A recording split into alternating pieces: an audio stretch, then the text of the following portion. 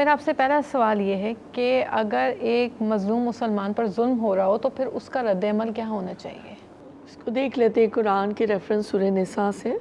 بسم اللہ الرحمن الرحیم. آیت ہے 148. لا يحب اللہ الجہر بالسوء من القول الا من ظلم وکان اللہ سمیعا علیما. اللہ تعالیٰ اس بات کو پسند نہیں کرتا کہ آدمی بدگوئی پر زبان کھولے الا یہ کہ کسی پر ظلم کیا گیا ہو، اور اللہ سب کچھ سننے اور جاننے والا ہے. اور نیکسٹ آیت ہے ان تبدوا خیرا او تخفوہ او تعفو عن سوء فإن اللہ کان عفوا قدیرا. لیکن اگر تم ظاہر و باطن میں بھلائی ہی کیے جاؤ یا کم از کم برائی سے درگزر کرو تو اللہ کی صفت بھی یہی ہے کہ وہ بڑا معاف کرنے والا، حالانکہ سزا دینے پر پوری قدرت رکھتا ہے. یہ تو ہو گئی ہماری آیات اور ان کا ترجمہ.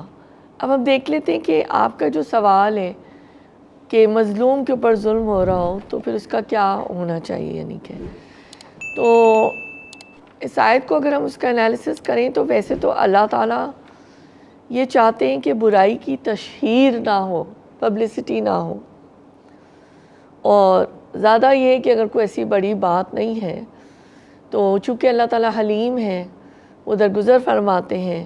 اور اس کے علاوہ یہ کہ جیسے اللہ تعالیٰ نے فرمایا نا قولوا للناس حسنا، کہ بدگوئی اور برا بھلا کہنا بھی اسلام میں پسند نہیں کیا گیا. اللہ تعالیٰ عمل کی توفیق دے. تو لیکن اس سے ایک سٹیپ اوپر یہ ہے کہ اللہ تعالیٰ یہ بھی چاہتے ہیں کہ اگر کسی نے کوئی برائی کی ہے، ایسا بہت بڑا کوئی ظلم کا معاملہ نہیں ہے، تو اس کو درگزر سے بھی اوپر کا سٹیپ ہے کہ بھلائی سے دفع کریں، اس کے ساتھ کچھ حسن سلوک کر لیں. تو اسلام لیکن اس کو بالکل نہیں روکتا کہ ظالم کی شکایت نہ کی جائے. اگر ایسا نہیں ہوگا تو ظالم جو ہے وہ اپنے ظلم میں مزید بڑھ جائے گا اور پھر وہ تابڑ توڑ حملے کرتا رہے گا اور پھر وہ جابر بن جائے گا، ہے نا. تو ایسا بھی نہیں کہ اس کو منع کیا گیا ہو، لیکن یہ کہ شروع میں یہ کہا گیا ہے کہ اگر درگزر کر سکتے ہو تو کر لو. رسول اللہ صلی اللہ علیہ وسلم نے حدیث میں فرمایا کہ تو اپنے بھائی کی مدد کر، چاہے وہ ظالم ہو یا مظلوم. تو صحابہ کرام نے پوچھا یا رسول اللہ صلی اللہ علیہ وسلم ظالم کی کیسے مدد کی جائے گی؟ تو آپ نے فرمایا ظالم کو تو ظلم سے روک. متفق علیہ، یہ مسلم و بخاری دونوں میں یہ حدیث ہے. اور ایک اور حدیث ہے جو شخص اللہ اور آخرت پر ایمان رکھتا ہو اس کو چاہیے کہ وہ خاموش رہے یا کم بولے. یہ بخاری کی حدیث ہے.